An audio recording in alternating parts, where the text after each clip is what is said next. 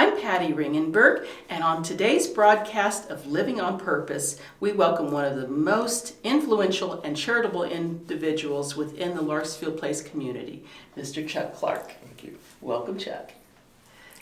As we conclude our Living It campaign in its fourth and final week, we give recognition to the fourth pillar of healthy longevity, which is purpose and fulfillment. A sense of peace, purpose, and meaning adds quality to your years of life. Spiritual connections, religious or non-religious, include how we feel about our lives and how often we do that which brings us peace. So, before we dive into our purpose questions, can you give me a short synopsis of your journey to Larksfield Place? Well, I don't know how short. I grew up with Tony the Tiger in Michigan, cereal manufacturing city. Went to the University of Michigan and then on to the University of Kansas for graduate work in chemical engineering. Then worked for 35 years at Conoco Oil Company in Ponca City in the research department.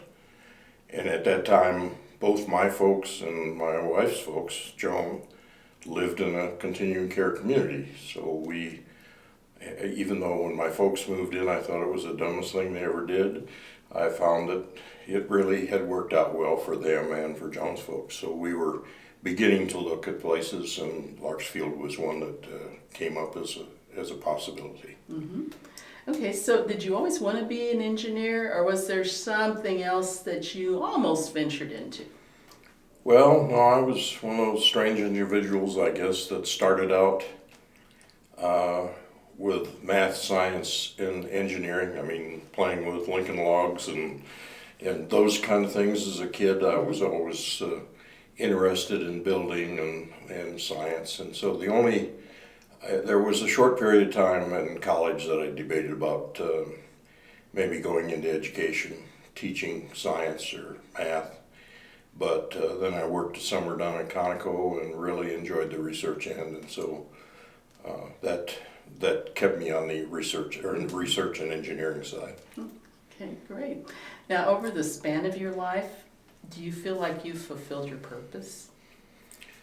I think the purpose is not a singular thing.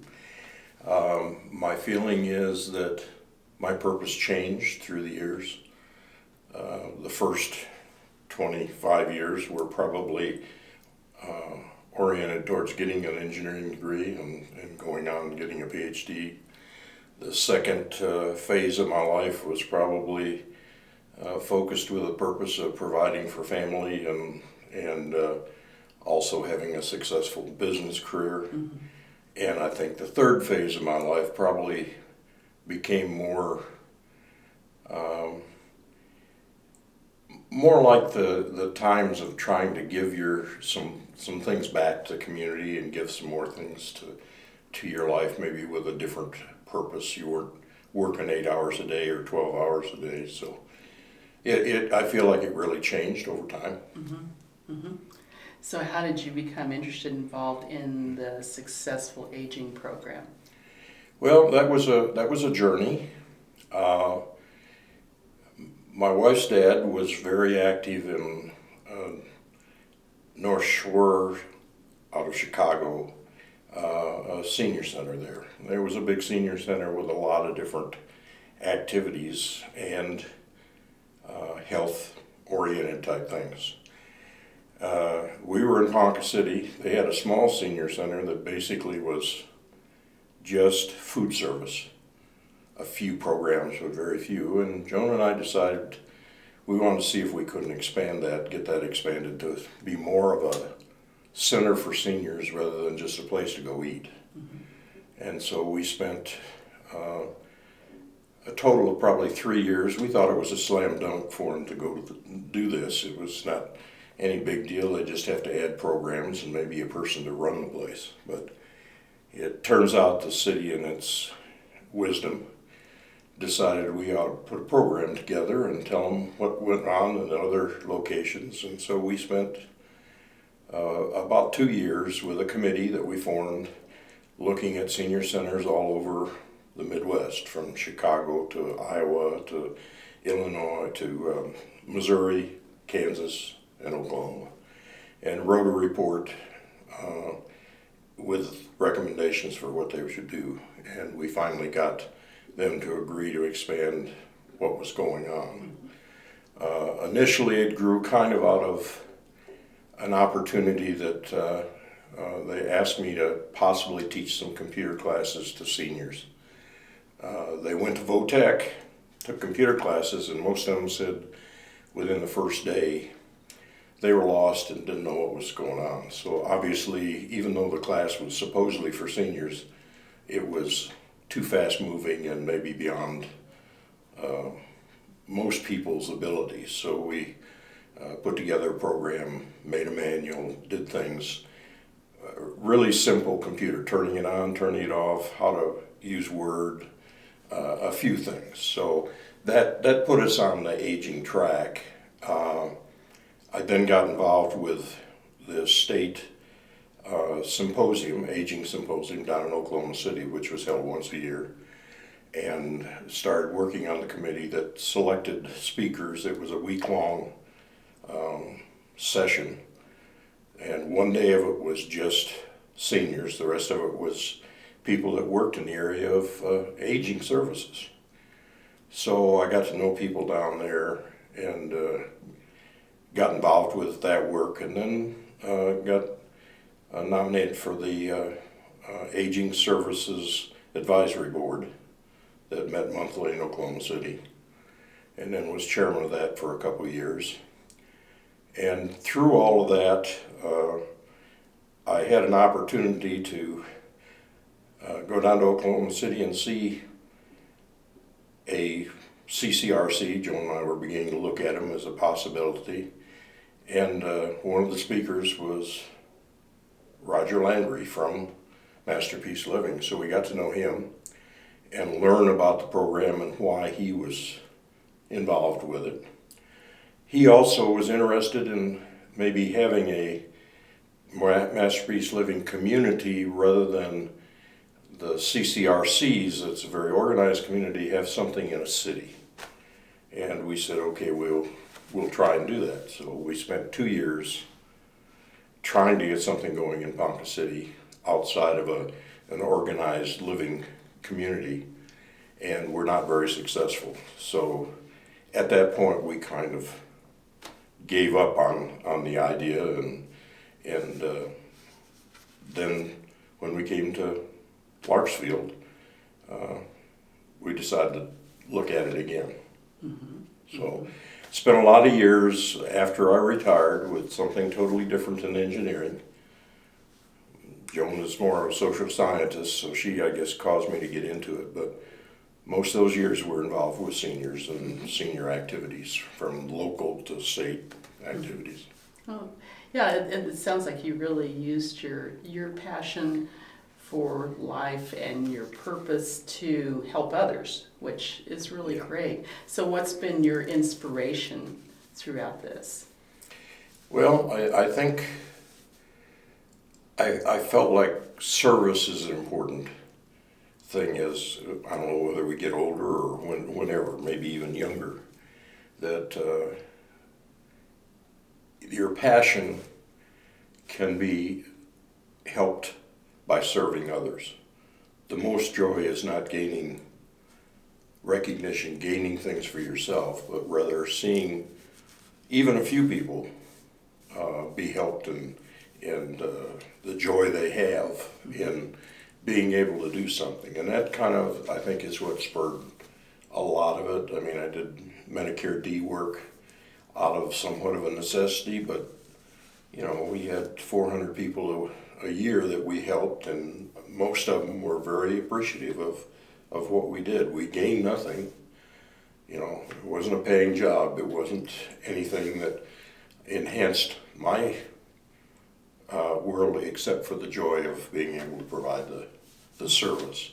So to me, service is an important part of purpose. Yes, it certainly is, and you've really shown that. So what's next in pursuing your dream? What's your next dream and living out your purpose? Well, again, I think we moved here to Larksfield and had no idea that we would have any initiative like we're presently doing with Jermaine, and to talk to Mike and give him a copy of some of the books on masterpiece living and some of the others. Turns out he already had them, but he had some of the passion I did for the same types of things. And so that encouraged us to start. And I think there's an opportunity here that I see too, of not only within Larksfield community, but within the Wichita community, to use some of the principles that have been found from studies here, from studies in Masterpiece, from Mather Foundation studies, various different actual research studies on aging, not just anecdotal, but actual research studies, and applying those things that were learned to communities as we age. Mm-hmm, mm-hmm. So I think that's where our passion and goal is kind of going, is make it go here at Larksfield, encourage people to be involved. It's not a forceful thing, it's what you want to do. But I think opening up, trying things that are different. I certainly didn't start out in this field. Mm-hmm. And trying things that you may not think you'd like, or maybe you never realized you could do, is something that we see as a future for this kind of a program. As we age, I think through our years, certain doors open, certain doors close. Mm-hmm. You make choices, and most of the time you can't go back, but I think now's an opportunity as we get into Larksfield or get into our older years that we can now make some new choices. Mm-hmm. And maybe those choices are things you never thought you would want to do. Mm-hmm. I took up carving, and I never had any artistic talent, never did anything in carving. So, it's an opportunity for you to do some things. Sometimes arthritis and other things don't cooperate with some of the things you want to do, but overall, I think it's just an opportunity.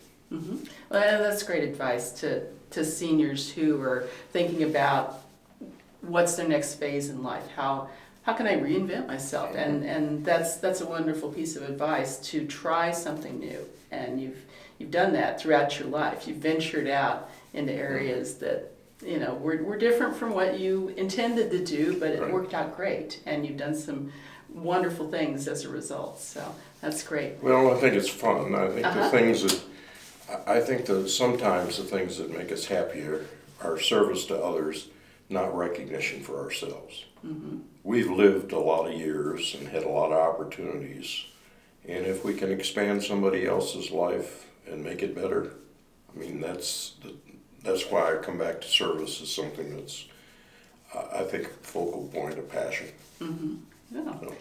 Well, can you identify some ways that Larksfield could become more intentional about being an environment with opportunities for people to pursue their purpose?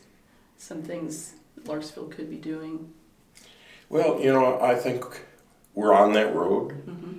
I think Jermaine has some good ideas of things to try.